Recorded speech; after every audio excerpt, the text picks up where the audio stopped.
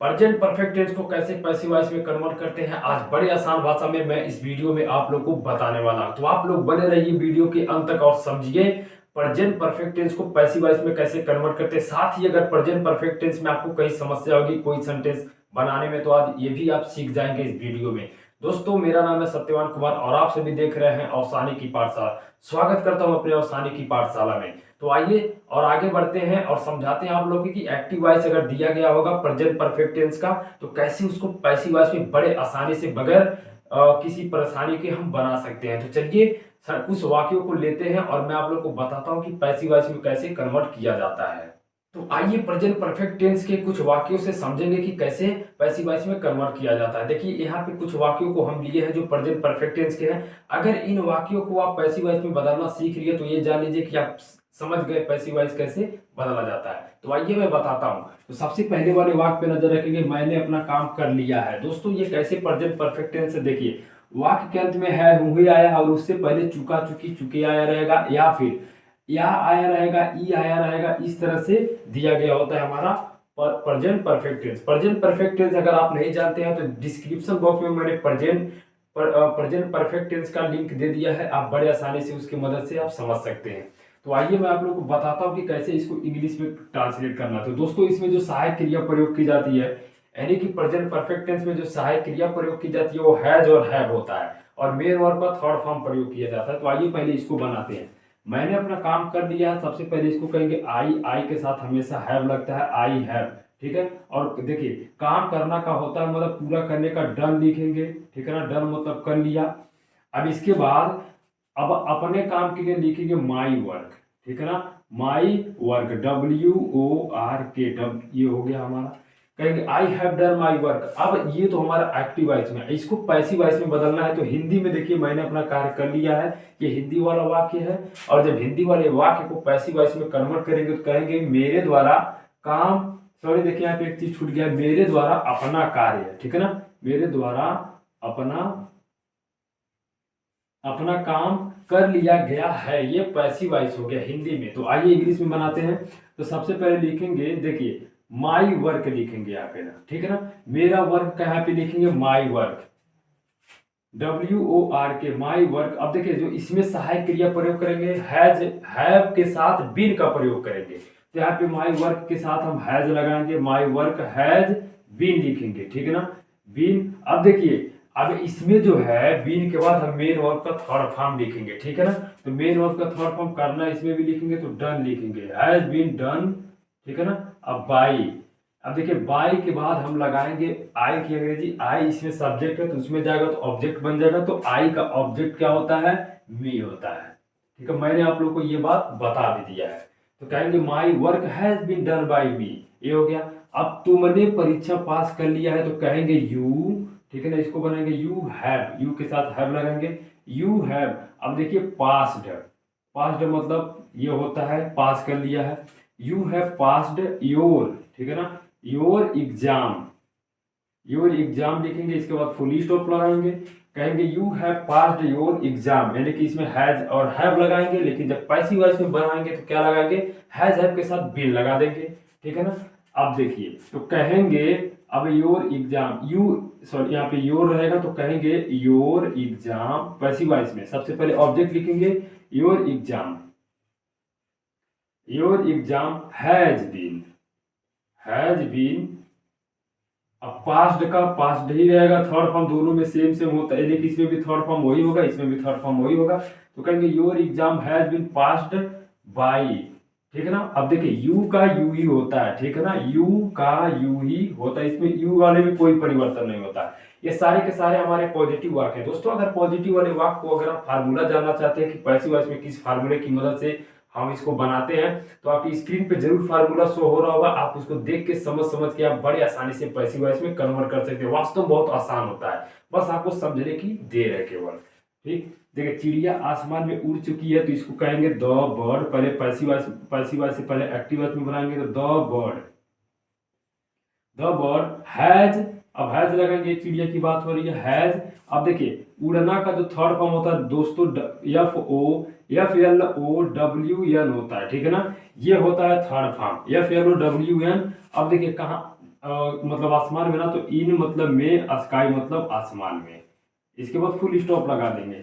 अब इसमें passive voice में इसको बनाएंगे तो सबसे पहले लिखेंगे इन स्काई, ठीक है ना। स्काई में यानी कि ऑब्जेक्ट जो है सबसे पहले इसमें लिखेंगे इन स्काई हैज, हैज और बीन लगाएंगे, हैज बीन।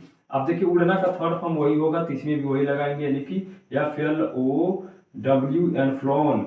अब देखिए अब बाई लिखेंगे, बाई द बर्ड लिखेंगे, BIRD। ठीक दोस्तों, उम्मीद करता हूं कि आप लोगों को बड़े आसानी से समझ में आ रहा होगा। वास्तव में बहुत आसान होता, कठिन नहीं होता। अगर आपको समझ में नहीं आ रहा तो आप जरूर दिमाग नहीं लगा रहे होंगे, ठीक है ना। इसे दिमाग लगा के आप अच्छे से समझने का प्रयास करिए। अब ये हमारे नेगेटिव है, ठीक है ना। इसमें कुछ नेगेटिव वाक्यों को लिया हूँ। नेगेटिव में करेंगे कि आप पैसिव वॉइस में देखिए, इसमें पहले मैं बता देता हूँ कि जब नेगेटिव इसको बनाएंगे तो हैज और हैव के बाद नॉट लगा देंगे एक्टिव वॉइस में, लेकिन जब पैसिव वॉइस में बनाएंगे तभी हैज और हैव के बाद ही नॉट लगाएंगे, तब इसके बाद बीन का प्रयोग करेंगे। आइए मैं समझाता हूँ एग्जाम्पल से।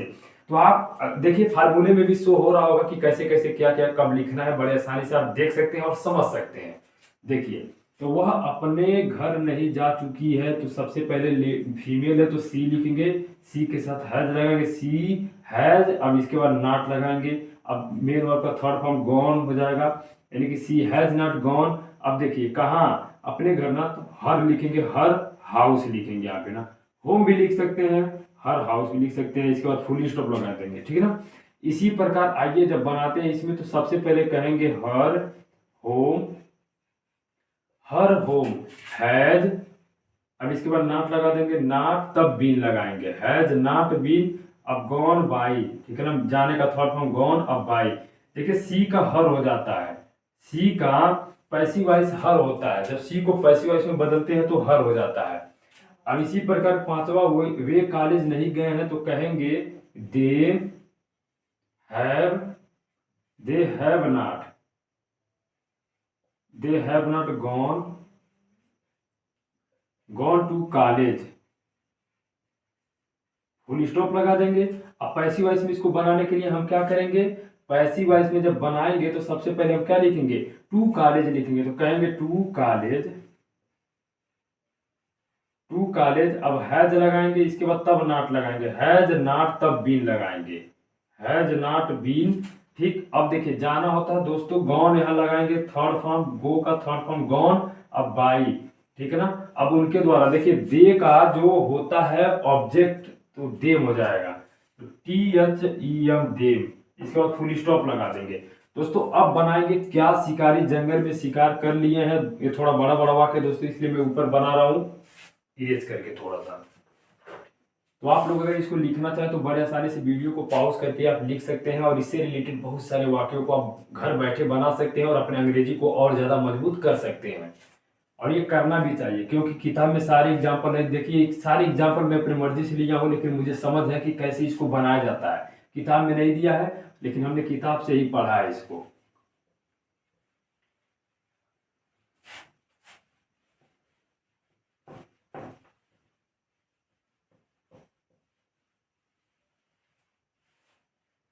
तो आइए मैं बनाता हूं कि छठवें को बनाता हूं यहाँ पे, ठीक है। क्या शिकारी जंगल में शिकार कर लिए हैं, तो सबसे पहले क्या की अंग्रेजी छोड़ देंगे, इसके बाद हैव लिखेंगे, क्योंकि कई सारे शिकारी, इसमें जो सब करता है सब्जेक्ट है शिकारी है, ठीक है ना ये। और इसमें ऑब्जेक्ट क्या है, जंगल में, ठीक है ना। और शिकार करना एक क्रिया हो गया, आपको तो पता ही है। तो क्या की अंग्रेजी नहीं लिखेंगे, क्या की अंग्रेजी छोड़ देंगे, हैव लिखेंगे, हैव द हंटर्स लिखिए, HUNTER, और लास्ट में एस लगा देंगे, हंटर्स, ठीक है ना, हैव द हंटर्स। अब इसके बाद नेगेटिव नहीं इसमें, तो इसलिए अगर नेगेटिव रहता है इसमें, अगर कहीं नाट भी आया रहता तो हंटर के बाद नाट लगा देते। अगर जैसे ऐसे तो क्या शिकारी जंगल में शिकार नहीं कर लिए हैं, तो यहाँ पे नाट लगा देते, इसलिए छोड़ देंगे। नेगेटिव नहीं है तो नाट को नहीं लिखेंगे, तो कहेंगे हैव द हंटर, ठीक है ना, हंटेड, HUNTED, हंटेड, ठीक है ना। अब हंटेड मतलब शिकार करना होता है, हंटेड इन द जंगल, या फॉरेस्ट लिख सकते हैं, जो लिखना चाहे बड़े आसानी से लिख सकते हैं, जंगल भी लिखा जाता है। इसके बाद क्या लगा देंगे, क्वेश्चन मार्क लगाएंगे।